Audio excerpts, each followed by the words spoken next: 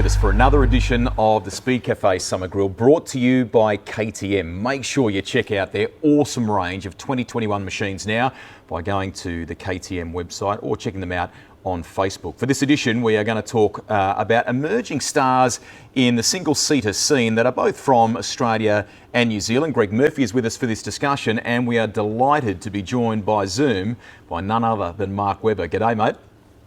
How are you, boys? Great to have you with us. I mean, there's so much to talk about here in terms of talent, but if we can launch into the success story that was Oscar Piastri this year and what he was able to achieve and how much that has perhaps helped him cement himself in that world and to take the next step. Yeah, as you say, Rusty, it was a pretty amazing season from him. I think we'd all agree the field was very competitive. It was very depth in terms of a lot of depth in terms of its talent. It was his first year in F3, first year on the Pirelli tyres, which are quite challenging to say the least to get the best out of them in terms of the peak lapping quality and then understanding them in the races on a calendar that was very condensed as well. So for all the young guys, it was a really tough season. But I think Oscar with Prema in terms of how they put the season together, particularly him from a composure perspective, a very little amount of errors, and he was just always there at the front, made the reverse grid races work well. So, Prema were very impressed with him, and he kept himself just at the front and picked all the points off when he needed to. So, yeah, it was a tremendous season for him, and has certainly now put him in a good position to move forward. Obviously, Formula 2 next year with Prema again. They were very keen from the off as the season was progressing to start those discussions, and obviously some Formula 1 testing as well, which has gone well with Renault. I must say, mate, I'm pretty impressed with Renault's academy. They're doing a good job there with how they're bringing these youngsters through. So, yeah, he's in a pretty good position at the moment, mate, but we know that the air gets thinner. The further up you go, it gets more demanding, and he realises that now. And I spent last week with him in Bahrain with the Formula 2 tests and some quality time there with him. And, so far so good, but that's about to get a bit steeper, and he realises that. Yeah, the step to F2, I mean, it looks like you look at the testing, and as you say, you're in Bahrain with them. It looks like these guys, I mean, you'd expect them to, but they're adapting pretty quickly to a very, very different car. Was it over twice the horsepower, I think it is, between the two? How long is that transition taking for these guys? I mean, seriously, is it within a few laps they're starting to really understand the challenges or the differences between the two cars?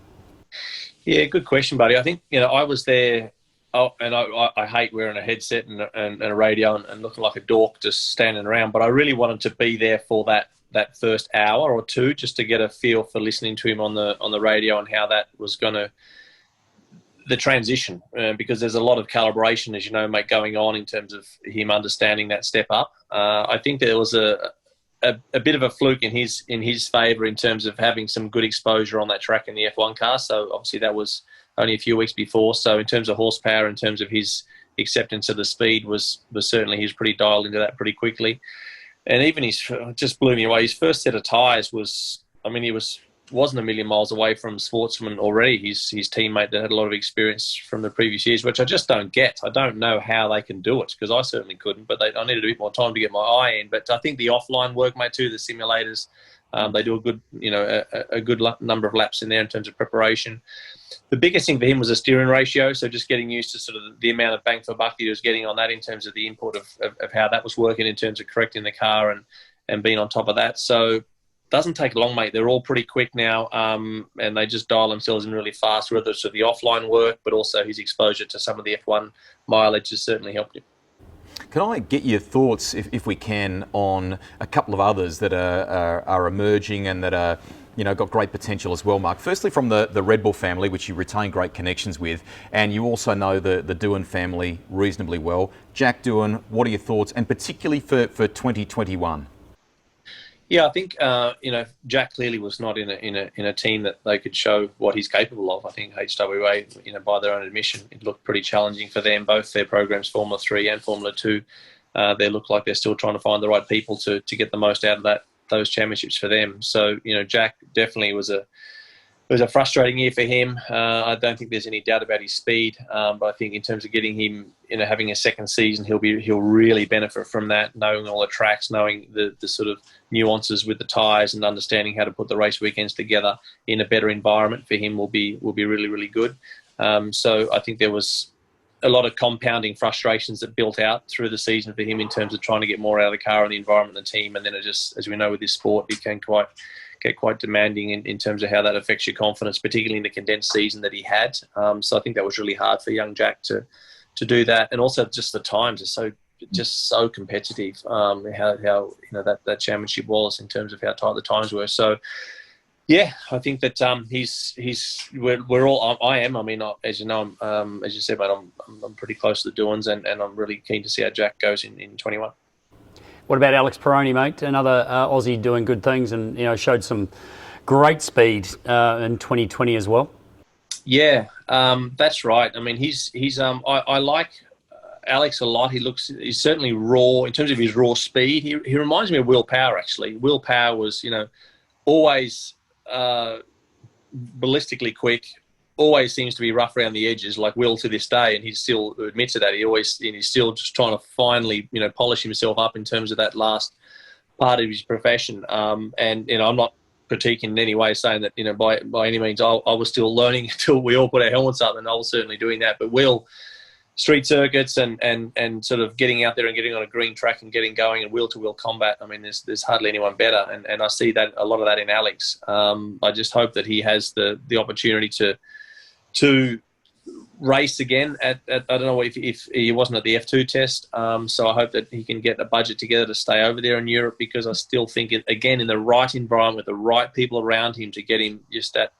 A sniff calmer, which is not easy, because when you are on the ropes and you've got to keep forcing these results, sometimes they does force a little bit of desperation in your driving. So I like him a lot. Speed's not in question. It's just the sort of composure factor of putting the weekends together.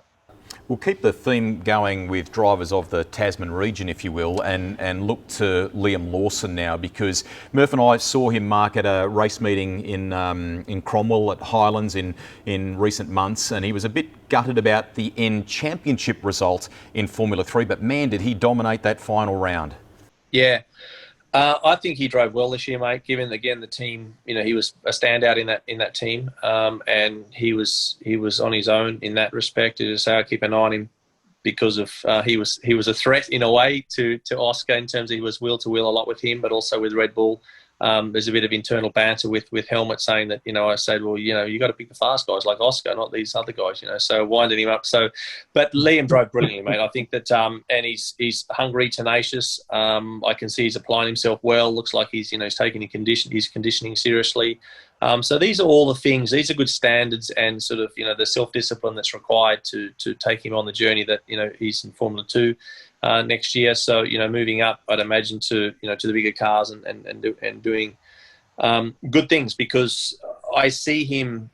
I don't see him being intimidated by the bigger cars. I think he's a young lad that'll do well in that sort of environment. So as you know, guys, I whether it's with Mitch, whether it's with Brendan Hartley, whether it's, I sort of see us as one in a way. I don't see this sort of trans-Tasman competition. I want to see any guys from this part of the world. It's such a hard battle anyway geographically to pull this journey off, that if anyone can do it from our part of the world, I'm stoked to see them do well.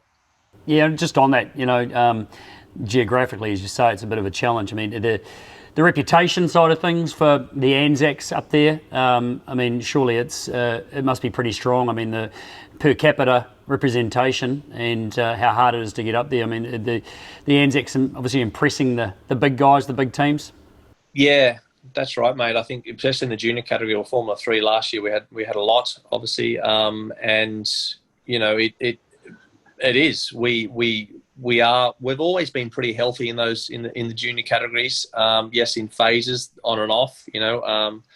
Like you say, we've got good representation in sports cars with Brendan there, and Earl Bamber's is an absolute rock star. Earl's always, everything he touches he's quick in.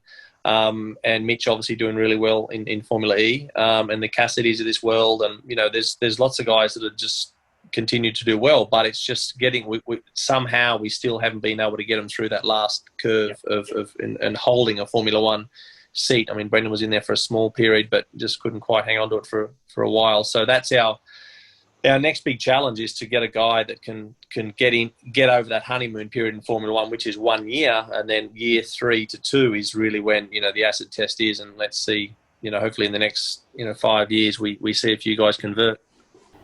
Just on that, I mean, a really hard question to answer, but mate, you've been immersed in that world at the top echelon for so long now.